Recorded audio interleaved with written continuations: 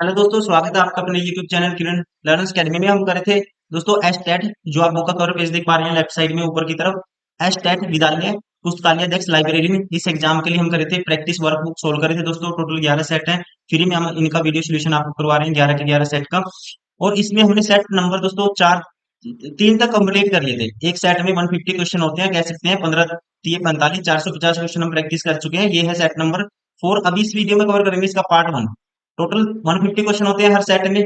इसको कवर करते हैं हम 6 पार्ट में। ठीक है, ये है इसका part number 1, that is question number 1 to 25। हर पार्ट में आपको मिलेंगे 25 क्वेश्चन। ऐसे करते करते इसके 6 पार्ट में इसको 1 से लेके 150 तक सारे के सारे क्वेश्चन सेट नंबर 4 की कवर करेंगे। फिर उसके बाद स्टार्ट करेंगे हम सेट नंबर 5। देन करते करते टोटल 11 सेट का हमारा टारगेट है।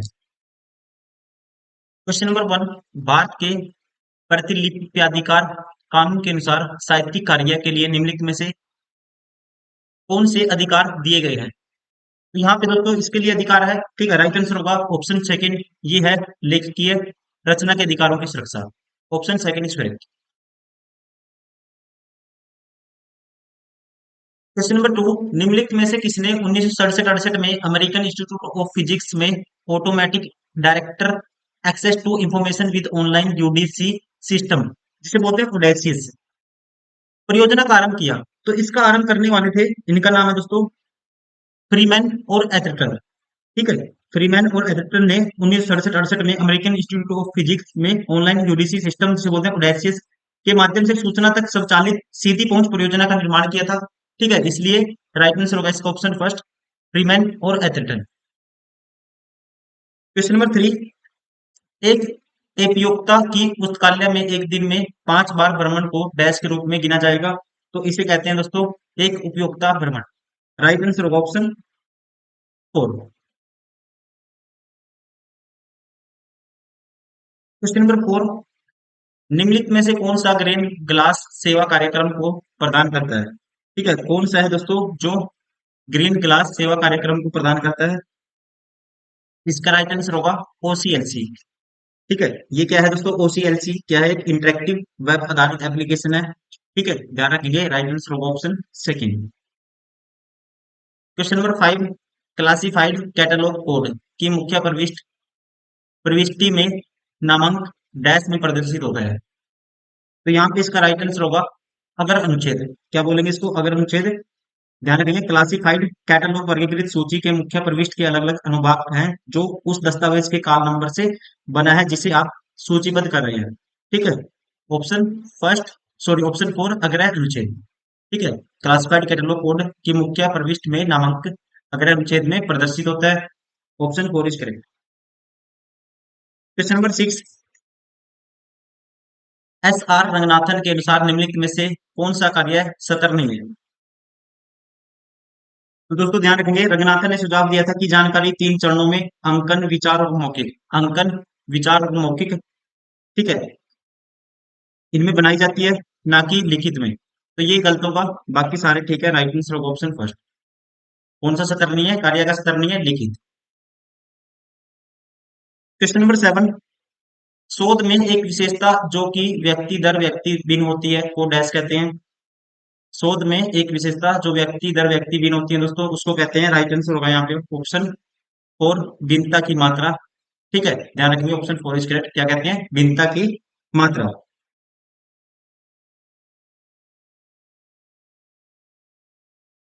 Question number 8, guidance document good academic research practices को डैश के द्वारा प्रकाशित किया जाता है? तो इसको प्रकाशित किया जाता है, आप ध्यान रखेंगे, ऑप्शन थर्ड, विश्वविद्यालय अनुदान आयोग के द्वारा। इंग्लिश में क्या कहते हैं दोस्तों इसको? यूजीसी। ठीक है ना, किसके द्वारा? यूजीसी के द्वारा कह सकते हैं। Option third is correct. Question number 9, सुगम्य पुस्तकालय डैश का सहयोगात्मक प्रयास है? तो आप ध्यान रखेंगे, सुगम्य पुस्तकालय जिसका शाब्दिक अर्थ है दोस्तों सुलभ पुस्तकालय, जिसको कहते हैं, क्या कहते हैं? सुलभ पुस्तकालय। ये डेजी फोम ऑफ इंडिया, ठीक है, national institute of for empowerment of persons with visual disabilities, जिसे इंग्लिश में बोलते हैं NIEPVD, और टीसीएस की एक क्या है? सहयोगी पहल है ये दोनों की। तो राइट आंसर होगा इसका ऑप्शन, इसमें से कौन सा नहीं आएगा दोस्तों? प्रयास है। देखो option third, A B C। किसकी है दोस्तों? TCS, Daisy form India and NIEPVD, मतलब कि institute for empowerment of persons with visual disabilities. Question number 10, निम्नलिखित में से कौन डीवी दशमलव वर्गीकरण 23वां संस्करण का सहायक संपादक नहीं है? इसका संपादक नहीं है, ये आपको बताना है। डीडीसी, दोस्तों ध्यान रखेंगे, डीडीसी का 23वां संस्करण 2011 में ऑनलाइन कंप्यूटर लाइब्रेरी सेंटर ओसीएलसी के द्वारा प्रकाशित किया गया था। और इनमें से माइकल पेंजर इसका क्या नहीं है? संपादक नहीं है। ठीक है, बाकी सारे के सारे संपादक है, Rebecca Green, J D Panzer, Julian Bell. ठीक है, right answer of option second. तो क्या करना, मैच करना है। एक राष्ट्र एक अभिधान, एक राष्ट्र एक अभिधान, इसका आएगा दोस्तों, ध्यान रखेंगे, वन नेशन वन सब्सक्रिप्शन बोलते हैं इसको। भारत सरकार द्वारा प्रस्तावित इस पहल का उद्देश्य राष्ट्रीय और अंतर्राष्ट्रीय वैज्ञानिक शैक्षणिक सामग्री तक देशव्यापी पहुंच प्रदान करना है। ठीक है, तो इसका आएगा भारत सरकार वैज्ञानिक सलाहकार कार्यालय। एक ही ऑप्शन से सारे बार हो गए, ये बार हो गया, अगर एक भी पता है सारे बार हो जा रहे हैं एक ही ऑप्शन से। ठीक है, फिर पेरेटो नियम, पेरेटो नियम का आएगा दोस्तों पहला 80/20 नियम बोलते हैं। मॉर्गन आर आर वाकर एवं जेम्स ई केली जू, इसका आएगा चौथा द क्रिटिकल सीपीएम। ये क्या है दोस्तों? एक एल्गोरिदम है। ठीक है, ये एक एल्गोरिदम है। पीटर ड्रकर पॉथ मैडम मेथड, पीटर ड्रकर पॉथ मैडम मेडल ये मेथड, इसका आएगा सेकंड, उद्देश्य अनुसार प्रबंधन। Right answer of option second. Question number 12, मानक आईएस 1829 भाग 2 2017 से संबंधित है। तो ये रिलेटेड है, याद रखना आपको, पुस्तकालय, उपस्कर और फिटिंग से। ठीक है ना, मानक आईएस 1829 भाग 2 2017 किससे संबंधित है दोस्तों? पुस्तकालय, फर्नीचर और फिटिंग से संबंधित है, ध्यान रखना आपको, option 4 is correct. Question number 13, उत्तम पुस्तकें अधिकतम पाठकों के लिए कम कीमत पर वाक्यांश को किसने बनाया है? तो इसको बनाया है, राइट आंसर होगा इसका, ध्यान रखना है, ऑप्शन सेकंड, मेलविल डिवी ने। मेलविल डिवी ने दोस्तों ये बनाया है, ध्यान रखना है। क्या? उत्तम पुस्तकें अधिकतम पाठकों के लिए कम कीमत पर। क्वेश्चन नंबर 14, पुस्तक reordering reordering Ranganathan, shifting users behaviours, shifting priorities, Y Connaway और फेनियल, डबलिन, डबलिन का कहता है, डबलिन है, ओ सी एल सी रिसर्च 2014 के अनुसार नया दूसरा सूत्र कौन सा है? तो दोस्तों ध्यान रखेंगे आप, पुस्तकालय विज्ञान का जो दूसरा नियम है ये कहता है प्रत्येक पाठक अपनी पुस्तक, इस सिद्धांत पर जोर देता है कि किताबें सभी के लिए सुलभ होनी चाहिए। तो राइट आंसर होगा ऑप्शन फर्स्ट, प्रत्येक व्यक्ति को उसका या उसकी पुस्तक। क्वेश्चन नंबर 15, किसी मूलभूत मूलभूत विषय या एकल विचार के विस्तार में उत्तरोत्तर कमी और गहराई में वृद्धि को डैश कहते हैं? तो इसे कहते हैं, किसी मूलभूत विषय या एकल विचार में विस्तार में उत्तरोत्तर कमी या गहराई में वृद्धि को दोस्तों बोलते हैं, राइट आंसर होगा ऑप्शन थर्ड, अनाच्छादन। क्वेश्चन नंबर 16, निम्नलिखित में से कौन सी सेल सोल 3.0 की विशेषता नहीं है?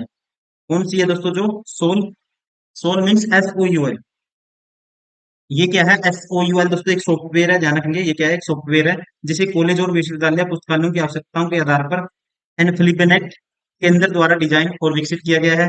ठीक है, तो यहाँ पे राइट आंसर होगा दोस्तों, विशेषता कौन सी नहीं है आपको ये बताना है। देखो, ISO 2709 मानक के द्वारा डेटा अंतरण का समर्थन, ये इसकी विशेषता है। NCIP 2.0 प्रोटोकॉल के अनुरूप, ये भी इसकी विशेषता है।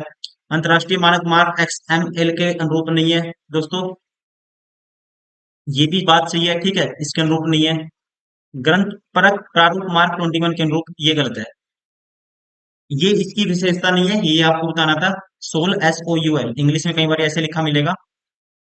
ठीक है, ये क्या है दोस्तों? सॉफ्टवेयर है, इसका एनफ्लिपनेट केंद्र का, सेंटर का। ठीक है। क्वेश्चन नंबर 17, निम्नलिखित अधिनियमों को पुस्तकालय विधान के अधिनियमित होने के वर्ष के अनुसार व्यवस्थित करें। तो आप ध्यान रखेंगे, अब तक 19 भारतीय राज्यों ने अपने राज्य में पुस्तकालय विधान अधिनियम पारित किया है। ठीक है। तो इनमें से सबसे पहले आएगा दोस्तों कर्नाटक। कर्नाटक ने किया था 1900, ये अधिनियम पारित किया था 1965 में। मणिपुर ने किया था दोस्तों, उसके बाद किया था किसने, मणिपुर ने 1988 में। उसके बाद आएगा गोवा ने 1993 में, और राजस्थान ने किया था ये 2006 में। तो राइट आंसर होगा इसका ऑप्शन सेकंड। पहले कौन सा आएगा, तीसरा, फिर आएगा दोस्तों पहला, फिर आएगा दूसरा, और फिर आएगा चौथा। क्वेश्चन नंबर 18, निम्नलिखित में से कौन सा डीबीएमएस का एक प्रकार नहीं है दोस्तों। ठीक है। डीबीएस क्या है दोस्तों, डाटा बेस मैनेजमेंट सिस्टम है ये। ठीक है। इसका एक प्रकार नहीं है, कौन सा है वो आपको बताना है। देखो, वस्तु अभिमुख, सम संबंध परक, पदानुक्रमिक, ये सारे प्रकार है। अंकन इसका प्रकार नहीं है। राइट आंसर होगा ऑप्शन फर्स्ट। इंग्लिश में बता देता हूँ। देखो, वस्तु और अभिमुख मतलब ऑब्जेक्ट ओरिएंटेड दोस्तों, हायरार्किकल, हायरार्किकल, और कह सकते हैं रिलेशनल, रिलेशनल। ठीक है, रिलेशनल, ये सारे के सारे इसके टाइप होते हैं इंग्लिश में। मार्किंग, ये इसका क्या है, टाइप नहीं है। ठीक है, डीबीएस का प्रकार नहीं है, इसलिए right answer option first. Question number 19, पुस्तकों और समाचार पत्रों के वितरण सार्वजनिक पुस्तकालय अधिनियम के तहत कितनी प्रतियां जमा की जानी है। ठीक है, कितनी प्रतियां जमा की जानी है, ये आपको बताना है। तो यहाँ पे राइट आंसर होगा इसका, ध्यान रखना आपको, सभी 4 नामित पुस्तकालयों के लिए मुद्रित प्रलेख की एक प्रति। सभी 4 नामित पुस्तकालयों के लिए दोस्तों मुद्रित प्रलेख की एक प्रति। राइट आंसर होगा ऑप्शन थर्ड। ठीक है, ये भी ध्यान रखेंगे, 1954 में भारतीय संसद ने पुस्तकों एवं समाचार पत्र डिलीवरी सार्वजनिक पुस्तकालय अधिनियम पारित किया था। ये भी आपको ध्यान रखना है, कब किया था, 1954 में। क्वेश्चन नंबर 20, निम्नलिखित में से कौन सा encyclopedia of library and information science चतुर्थ संस्करण, फोर्थ एडिशन, सीआरसी प्रेस के संपादक हैं। ठीक है, इसके संपादक हैं दोस्तों, ध्यान रखना आपको, इनका नाम है ऑप्शन थर्ड, डी मैकडोनल्ड और माइकल लिविनेवे क्लार्क। क्वेश्चन नंबर 21, निम्नलिखित में से कौन सी हाफ डोकू ड्यूलेक्स संचार प्रणाली की प्रमुख विशेषता है। निम्नलिखित में से कौन सी हाफ ड्यूलेक्स संचार प्रणाली की एक विशेषता है, ये आपको बताना है। तो यहाँ पे ये है, राइट आंसर होगा इसका ऑप्शन थर्ड, दोनों पक्ष एक दूसरे के साथ एक ही समय में संचार कर सकते हैं। ठीक है, ये क्या होती है इसकी एक संचार प्रणाली की दोस्तों क्या है, प्रमुख विशेषता है ड्यूलेक्स की। Question number 22, S R Ranganathan के अनुसार स्पोर्ट विषय क्या है। एस आर रघुनाथन के अनुसार दोस्तों स्पोर्ट विषय क्या है, तो आपको ध्यान रखना है, ये है ऑप्शन फर्स्ट, लघु विस्तार और गहरे अभिप्राय का विषय। क्वेश्चन नंबर 23, निम्नलिखित में से कौन सा पत्रिका योजना का प्रसारण है दोस्तों। तो यहाँ पे योजना क्या है दोस्तों, एक मासिक पत्रिका है जो सूचना एवं प्रसारण मंत्रालय द्वारा प्रकाशित की जाती है। और यही पूछा इसने, कौन सा पत्रिका योजना का प्रसारण है। तो यहाँ पे इसका राइट आंसर होगा ऑप्शन सेकंड, प्रकाशन विभाग, सूचना एवं प्रसारण मंत्रालय की सरकार।